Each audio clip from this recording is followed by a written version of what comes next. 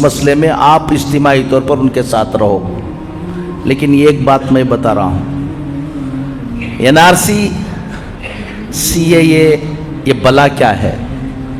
ये है कि मैं ये साबित करना है कि हम यहाँ के क्या हैं, सिटीजन हैं।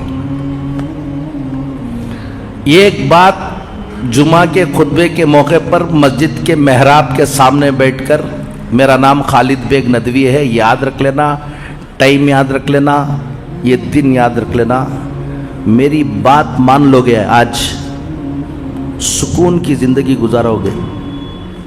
खुदा ना खास्ता सब मुसलमानों को बता के जा रहा हूँ, मेरी बात नहीं मानोगे, एक मरतबा मेरे चेहरे को भी देख लेना, वक्त देख लेना, टाइम देख लेना, खून के आंसू रोओगे। और उस दिन मुझे ये बहुत याद करोगे। उस दिन मुझे क्या करोगे? बहुत याद करोगे। कोई मौलवी साहब आया था, उसकी बात मान लेते तो आज हमको ये मुसीबत नहीं थी बोलकर। बात क्या मान लेना? बोलो सीएए आता है या नहीं आता, छोड़ दो। सीएए एक अलग चीज है, एनआरसी आती है या नहीं आती, इसको छोड़ दो। अपना कि तुम सिटीजन हो यहां के, इसका डॉक्यूमेंट्स बना के रखना। एक तहरीक चली, डॉक्यूमेंट नहीं दिखाओ बोलकर, ठीक है नहीं दिखाएंगे, वो जो पूरी मिल्लत मिलकर जो बोलेगी वो करो, हम डॉक्यूमेंट नहीं दिखाएंगे, रहया तो नहीं दिखाएंगे। रखले को बोलना, सो मेरे पास है लेकिन क्या नहीं करूंगा, है ही नहीं है तो नहीं दिखाओगे क्या? अल्लाह का फजल है, एक बड़ी तादाद ने अपना डॉक्यूमेंट्स क्या कर लिया, इस दौरान बना लिया। एक अच्छी बात यह हुई कि मौका मिल गया और अल्हम्दुलिल्लाह डॉक्यूमेंट बना लिया।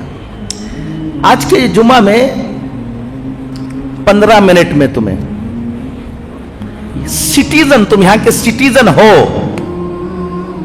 इसकी क्या प्रूफ है? कल एक पुलिस वाला पकड़ता है आपको और कहता है छोड़ो एनआरसी नहीं आए, कल पकड़ कर कहता है कि तुम यहां के सिटीजन नहीं हो। तो तुमको क्या दिखाना है, क्या प्रूव करना है? एनआरसी आने के बाद प्रूव करने का नहीं। आज कोई तुमको पकड़ कर कहता है कि तुम हजरत किसके बाप की हिम्मत के मुझे पकड़े, ये सब डायलॉग छोड़ डालना। आसाम के अंदर मिलिट्री में काम करके मिलिट्री से रिटायर्ड आदमी की सिटीजनशिप नहीं मिली, उसको प्रूव करना पड़ा, रोते हुए घूमता रहा। सिटीजनशिप एक्ट ये 1955 में बना। कब बना भाई?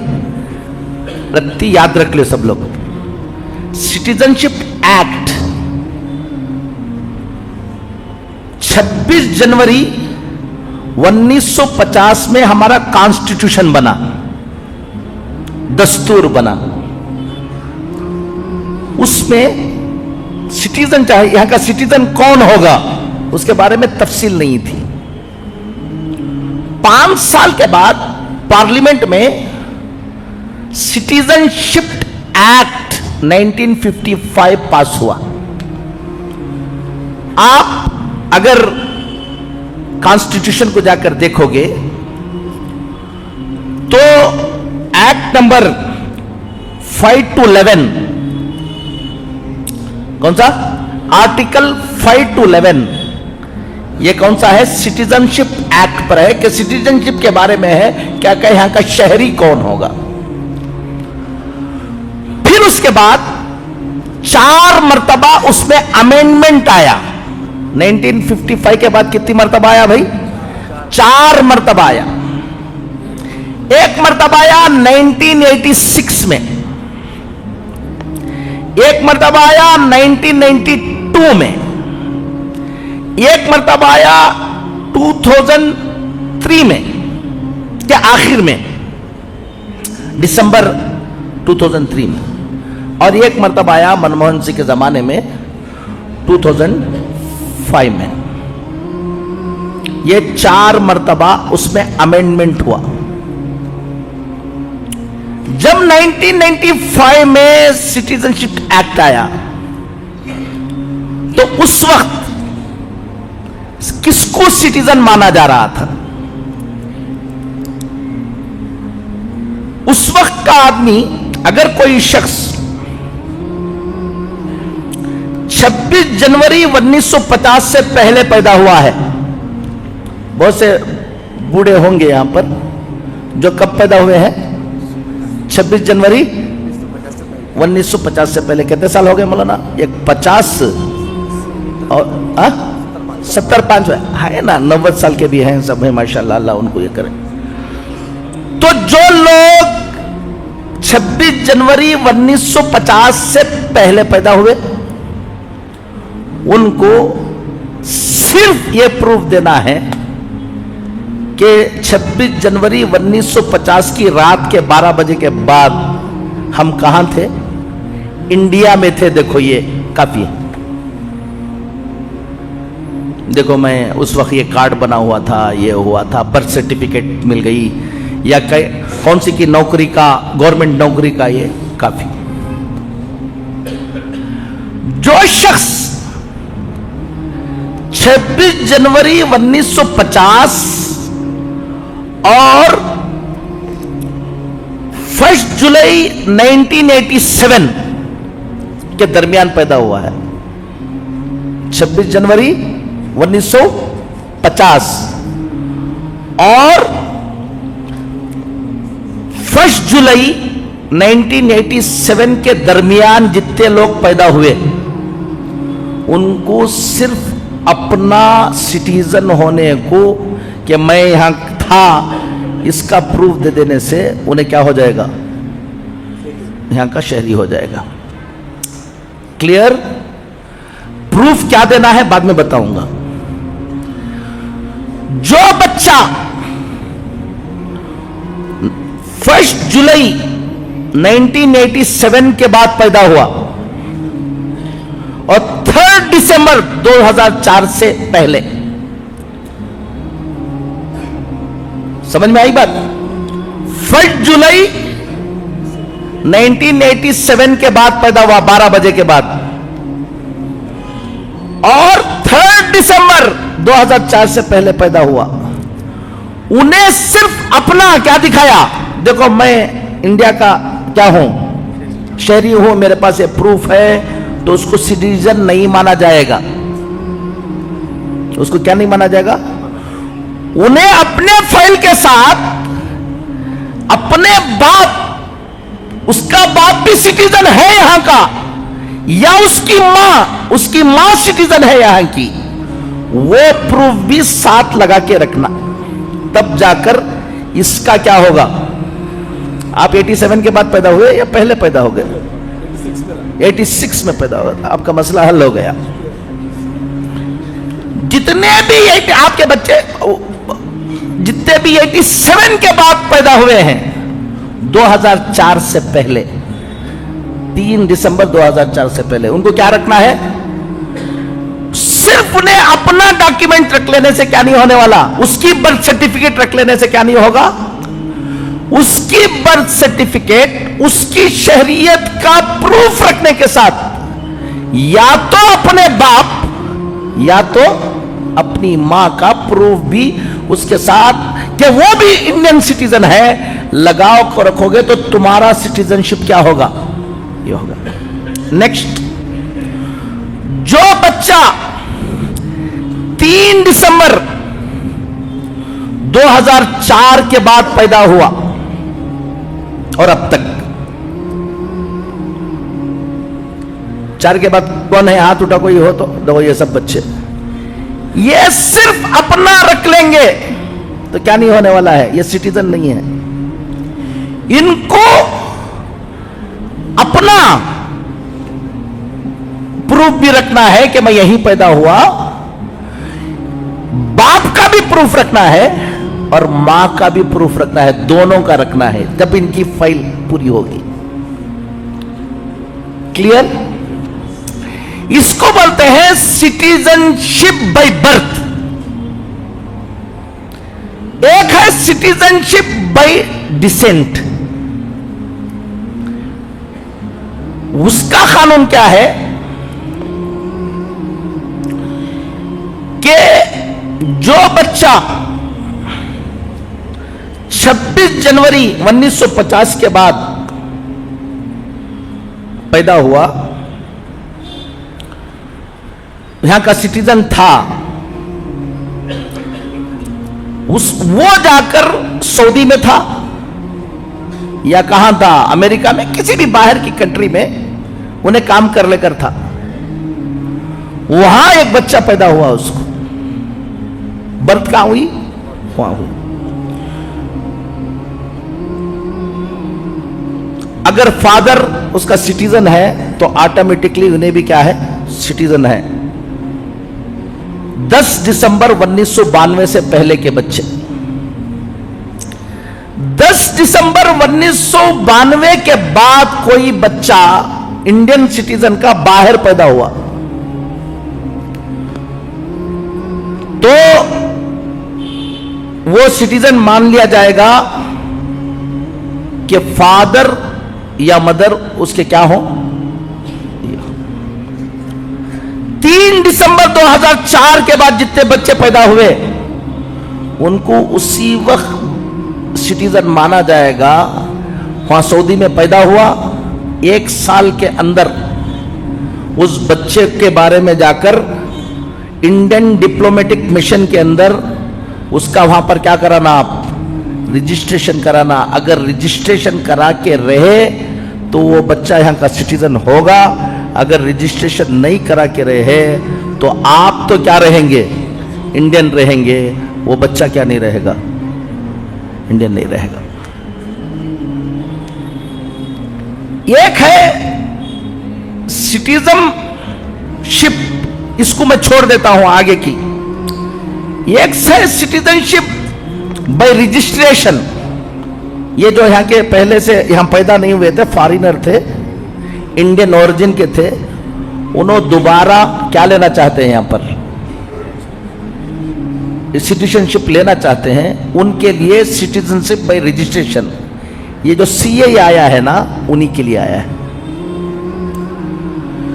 उसमें सीएए में आया है कि अगर सिटीजनशिप नेचुरलाइजेशन, एक सिटीजनशिप रजिस्ट्रेशन, इसके लिए सीएए आया है। उसके अंदर यह है कि अगर अफगानिस्तान, पाकिस्तान, बांग्लादेश, इसके कोई भी आदमी आकर यहां रजिस्ट्रेशन लेना चाहता है, पहले से 10 साल या 12 साल का शरायत है, वो सिख होगा, जैन होगा, बुद्धिस्ट होगा और हिंदू होगा, तो उसको हम क्या दे देंगे, सिटीजनशिप दे देंगे।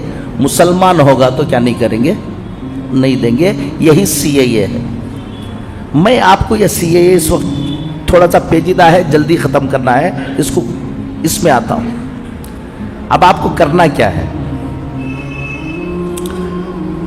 आसाम में हुआ क्या मसला सुन लो, बोलता हूं। आसाम में डॉक्यूमेंट सबके पास था, कुछ लोगों ने घमंड किया यही, अरे साला से हम यहां हैं, कौन हम ना, ये सब दुनिया में होता है क्या बोलकर बाद में रोते हुए घूमे। लेकिन एक बड़ी तादाद के साथ क्या हुआ, जो नाम की स्पेलिंग है, एक डॉक्यूमेंट में एक स्पेलिंग थी, एक डॉक्यूमेंट में एक स्पेलिंग थी, यही स्पेलिंग वालों की तादाद 10 लाख की थी। समझ लो आप, हमारा हाल यह है कि हमारे डॉक्यूमेंट बहुत खराब हैं इस मसले। गौर से सुन लो, ये आ रहा इसलिए बोला, मुझे बहुत याद करोगे बोलकर। तुम्हारी प्रॉपर्टी है, खरीदा है, उस प्रॉपर्टी के अंदर तुम्हारे नाम की स्पेलिंग दूसरी है और तुम्हारे जो सिटीजनशिप के लिए जो तुम्हारे पास क्या है, पेपर है, आधार कार्ड, पासपोर्ट, इसके अंदर स्पेलिंग क्या है, दूसरी है। तो गौर से सुन लो, वो प्रॉपर्टी तुम्हारी नहीं है। गौर से सुन लो कि वो प्रॉपर्टी क्या नहीं है, तुम्हारी नहीं है। रजिस्ट्रेशन करने जाओगे तो रजिस्ट्रेशन नहीं होगी, फिर वो प्रॉपर्टी चली जाएगी हुकूमत को। क्या बोला ना आपको इसके सामने, क्या मेंबर के सामने ऐसा ऐसा छोड़ रही तुम अगर को बोले तो खून के आंसू रहोगे। मैं इसका माहिर हूं, ये भी बता रहा हूं। मैं जजेस के साथ, हाई कोर्ट जजेस के साथ, सुप्रीम कोर्ट जजेस के साथ बैठकर ये कानून पढ़ा हुआ हूं। सबसे पहला काम, कमाओगे क्या, ये करोगे क्या, वो सब बाद में करो।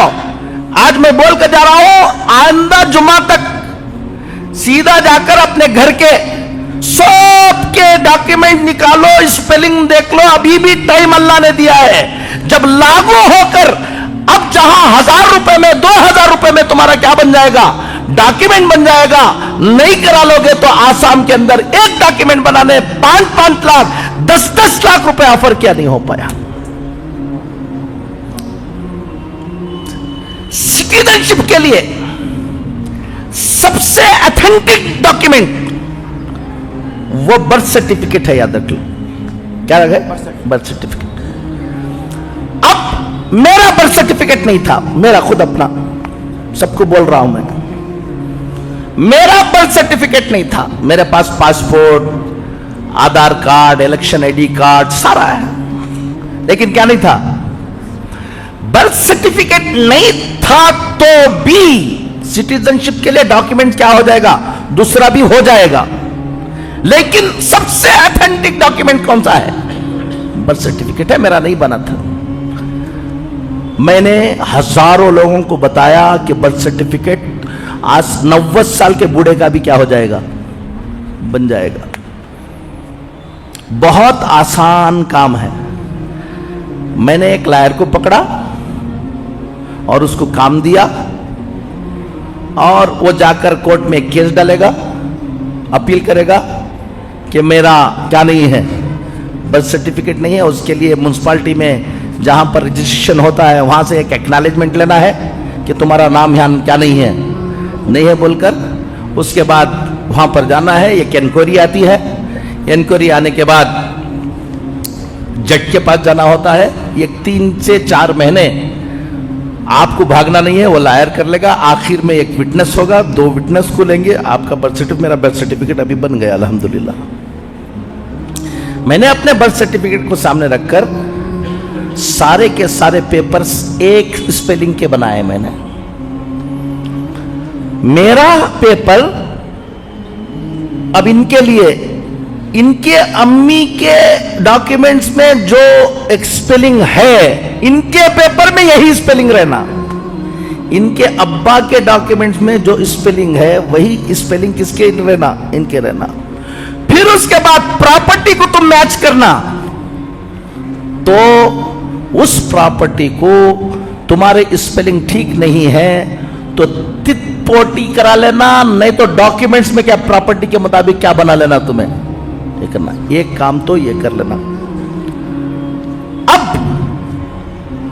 अपना मोहल्ले के जिम्मेदारों को मैं ये कहता हूं, हम लोगों ने लाखों लोगों के डॉक्यूमेंट बनाए अल्हम्दुलिल्लाह पूरे मुल्क में। जब हम लोग बना रहे थे कुछ लोगों ने ऐलान कर दिया डॉक्यूमेंट नहीं दिखाएंगे। अरे भाई नहीं दिखाओ भाई, मैं भी नहीं दिखाऊंगा, लेकिन बना को तो रख लेना है। तो डॉक्यूमेंट्स बनाओ। डॉक्यूमेंट बनाने की मस्जिदों के अंदर एक निज़ाम बनाओ। 200-300 घर रहते हैं, हर घर वालों को सबको मालूम नहीं होता, उसको समझा के बोलो। सबसे ज्यादा परेशानी कहाँ आती है? तलाक हो गई है, किसमें? मियाँ बीवी में। बच्चे हैं, बच्चे माँ के पास हैं, वो बाप को गुस्सा है, उन्हें अपने डॉक्यूमेंट्स देने के लिए क्या नहीं है, तैयार नहीं है। हमें ही बर्बाद कर देना चाहते हैं, हमारी नस्ल को गुस्सा आ गया है तो सब कुछ किसी भी तरह से बर्बाद कर देना चाहते हैं। मियाँ बीवी का बर्थ सर्टिफिकेट, ये क्या उसका नाम, मैरिज सर्टिफिकेट पक्का कबूल किया कर को उठ को जाको खाने खा ले हंगामा कर देना, उससे पहले क्या कर लेना, मैरिज सर्टिफिकेट बनाना, ऑथेंटिक मैरिज सर्टिफिकेट। तभी तुम्हारे बच्चे के लिए यह तय होगा कि उन्हें बाप है, उन्हें क्या है, मां है। टाइम हो गया है, फिर कभी इंशाल्लाह। सिर्फ इतनी बात समझ लो, अपने बच्चों की अकीदे की क्या करो, हिफाजत करो। नंबर 1, हालात जो आएंगे कोई घबराने की क्या नहीं है, मेहनत कर लो, अल्लाह ताला की मदद भी रहेगी इंशाअल्लाह। और जो दुश्मनाने दीन ये सोच रहेंगे हम ये कर देंगे हम वो कर देंगे, सब उनके हाथ में होता तो और क्या था। अल्लाह ताला की भी मदद हमारे साथ क्या रहेगी, शामिल हाल है इसलिए जी रहे हो और शामिल हाल रहेगी इंशाअल्लाह। लेकिन जो असबाब को हमें इख्तियार करना है वो असबाब को इख्तियार करो, अपने बच्चों के ईमान की हिफाजत करो, तालीम की तरफ फिक्र करो। और सबसे बड़ी बात है कि हमारे लिए हम सब नुकसान उठा लेंगे लेकिन अपना बच्चे के ईमान के साथ नहीं खेलेंगे हम। सबसे बड़ी फिक्र यह है कि मेरा बच्चा क्या रहे, ईमान वाला रहे। और फिर हम एक मुल्क में रहते हैं, हमको कानून के मुताबिक रहना है, हमको कोई उंगली उठाने की क्या नहीं रहना, किसी को हिम्मत नहीं रहना अपने गाड़ियों की, अपने प्रॉपर्टी की, अपनी सब कानूनी अंदाज से उसको मजबूत रखो। अल्लाह ताला दुश्मनों के जो इरादे हैं उसको क्या करेंगे, नाकाम करेंगे। अल्लाह कहने से ज़्यादा सुनने से अमल की तौफीक नसीब फरमाए। व आखिर दावाना अल्हम्दुलिल्लाह रब्बिल आलमीन। एक ऐलान है वो उसके बाद इंशाअल्लाह नमाज़ सुन्नत पढ़ने के लिए मौका दिया जाएगा। अभी और बहुत तफसीली बात थी क्योंकि जुमा का मौका है, जितनी बात हो गई अल्लाह ताला हज़रत को बहुत बहुत जज़ाए खैर अता फरमाए। हमें खुशी है, बहुत खुशी है, बहुत ज़्यादा खुशी है कि हज़रत जो है बहुत ज़्यादा मसरूफ़ रहते हैं। आपको अंदाज़ा नहीं है मसरूफ़ियत का, आप कभी उनके दिन के साथ एक दिन गुजारेंगे आपको अंदाज़ा होगा। हम सबका एक काम है, इनका उनके कामों में ये भी एक काम है। हम दिन में एक काम करते हैं, ये दिन में 100 काम करते हैं, उसमें से एक काम ये भी है। हज़रत बहुत ज़्यादा मसरूफ़ रहते हैं, उसके बावजूद हज़रत ने ख़ुद कहा कि हम आना चाह रहे हैं, दावत देना। हज़रत ने कहा नहीं, आने की ज़रूरत नहीं है, आप अपने काम में लगे रहो, मैं अपने काम में लगा हुआ हूँ। आप फ़ोन पर, मैं इन सारे तकल्लुफ़ात से जो है वो बाला तर हूँ और मैं इंशाल्लाह फ़ोन पर ही आ जाऊँगा। हज़रत ख़ुद आ गए अपनी गाड़ी से। अल्लाह ताला बहुत बहुत जज़ाए खैर अता फ़रमाए और हज़रत के साए को अल्लाह आफ़ियत के साथ देर तक हमारे सरों पर कायम रख कर इस्तेफ़ादे की हमें तौफ़ीक़ अता फ़रमाए। 2024 के इलेक्शन की तैयारी हमें क्या करना है, कैसे करना है, मैदानी सतह पर क्या करना है। जैसे हमारे माशाल्लाह इज्तिमा शहर में भी और पूरे सूबे में तय हैं और चल रहे हैं कई माह से। अल्लाह ताला उनको मुबारक फ़रमाए, अल्लाह कबूलियत की शान से अल्लाह माला माल फ़रमाए और मुफीद फ़रमाए। इस तरह हमारा नारा है दावत व तबलीग का, हर घर हर फ़र्द। 2024 के इलेक्शन में भी जैसे हमने रियासत के इलेक्शन में काम किया, इसी तरह हर घर हर फ़र्द तक पहुँच गए।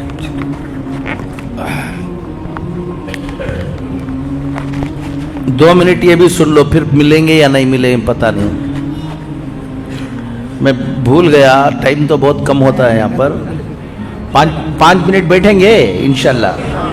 हाँ 5 मिनट सुन लो, गौर से अच्छी तरह सुन लो।